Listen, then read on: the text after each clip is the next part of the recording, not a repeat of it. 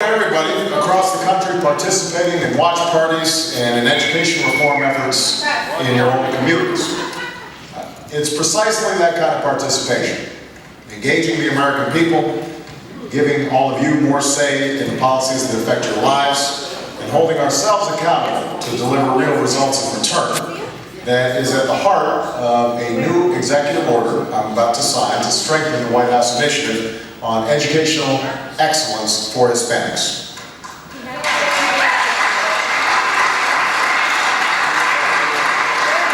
Now, this is not just a Latino problem. This is an American problem. We've got to solve it.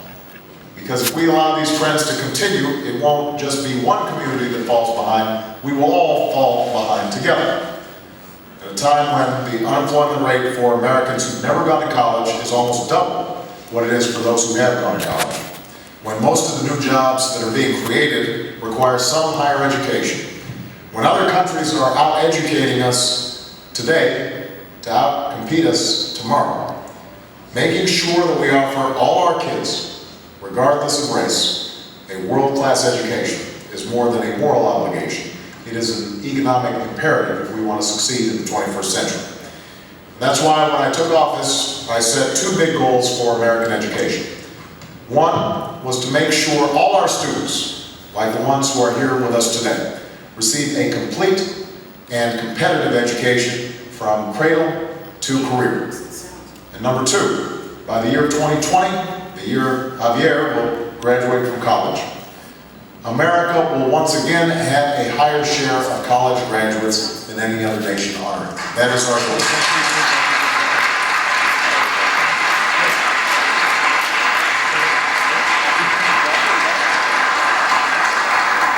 Now, improving educational outcomes for the Hispanic community is critical to reaching these overall goals. And reaching these goals is behind every battle that we've waged on behalf of our children's education since I took office.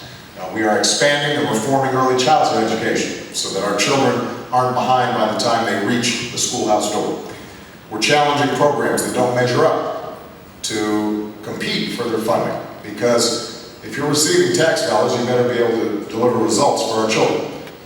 We've launched a race to the top, encouraging states to change their schools from the bottom up for all our children, black, white, and Latino alike. Already 48 states and DC have competed to raise standards, improve curriculum, and turn around struggling schools. And we'll take steps to recruit and train more good teachers, including bilingual teachers. We're tackling the dropout crisis that affects the Hispanic community more than any other community.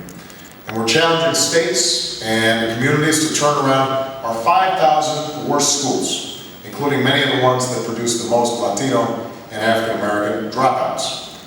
To reach the second goal that I've set, leading the world in the proportion of college graduates, we're offering middle-class families the American Opportunity Tax Credit, which is a tax credit worth up to $2,500 a year. It's already helped put the dream of a college degree within the reach of more than 12 million students from working families.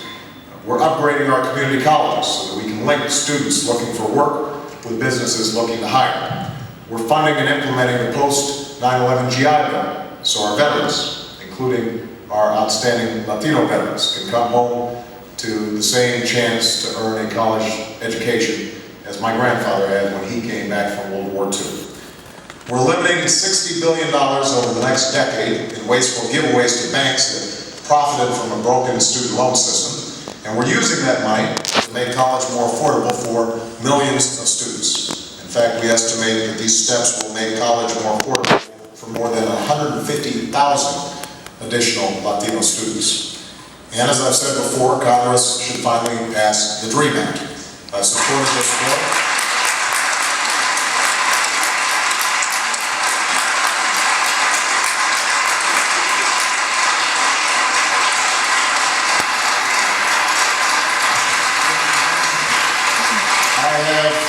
I have supported this bill for years, and I'll do everything it takes to sign it into law on behalf of students seeking a college education and those who wish to serve in our country's uniform. Turning around our troubled schools. putting the dream of a college education within the reach of working families, educating our kids, all of them, to graduate ready for college, ready for a career, ready to make the most of their lives. That's what we're doing. That is why we're here. But while strengthening Hispanic education in America is the purpose of this initiative, it's not something that can fall on the Department of Education alone.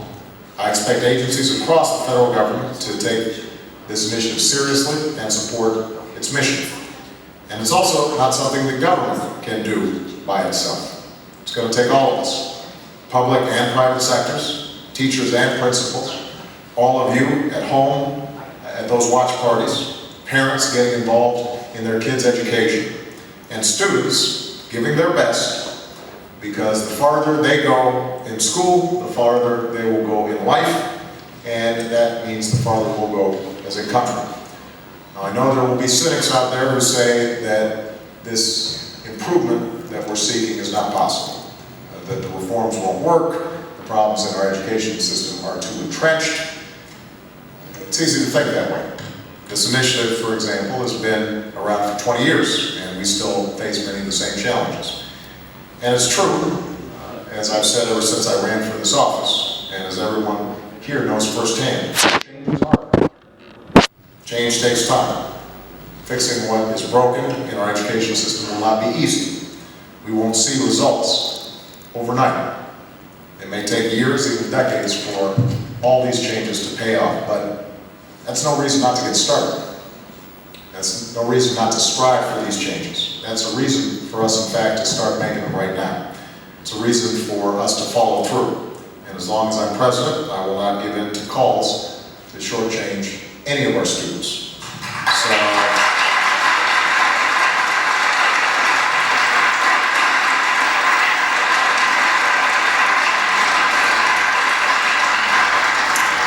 In the end, this is about building a brighter future where every child in this country, black, white, Latino, Asian, or Native American, regardless of color, class, creed, has a chance to rise above any barrier to fulfill their God-given potential.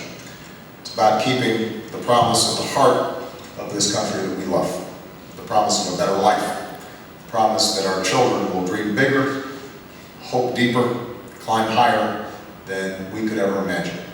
That's the promise that so many of you work to advance each and every day in your own respective fields. And as long as I have the privilege of being your president, that's a promise that I intend to work to keep. Thank you very much, everybody. Now I'm going to sign some.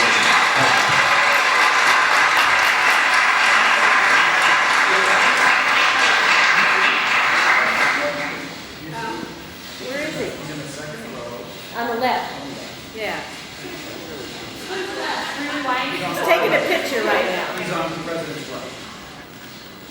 Wasn't he taking pictures? He's wearing black suit or red top. Yeah. That's the president. Is that what it is? They always are.